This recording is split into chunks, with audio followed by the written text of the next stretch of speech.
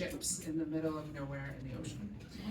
And so this happened quite a few years ago. I was on a ship, and there was a big fire on the ship. So here's some things you need to know about what it's like to live and work on a ship for sometimes months on end. Ships are really expensive. So in a stateroom, which is where you sleep, there's usually one bunk bed, and so there's two people who share it, and everyone's on a 12-hour watch. So the way we do it is that the one person is working, and they don't come into the room while the other person gets to the room. And then you switch. And usually we do 3 to 3. I used to love 3 p.m. to 3 a.m., but as I've gotten older, I definitely prefer 3 a.m. to 3 p.m. So this one time, I was on 3 p.m. to 3 a.m., and it was about 11 a.m., so I was still sleeping, and I hear an alarm going off. And I'm like, if that were a real emergency, it would have to be a lot louder. And I rolled over, and I went back to sleep. 5 minutes later, someone's banging on my door, fire, fire, fire.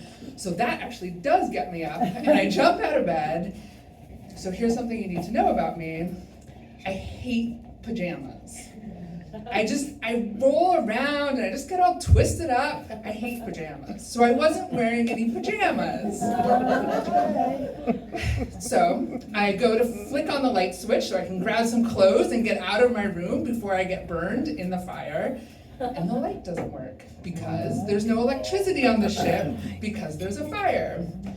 So I remember that there was a flashlight mounted on the wall somewhere. So I'm like feeling around on the wall, trying to find the flashlight. I finally find it. It's like a mag light, like this big, and I'm like trying to hold it, but I'm also on a ship, right? Things are moving around. I drop the flashlight. It's like rolling around everywhere.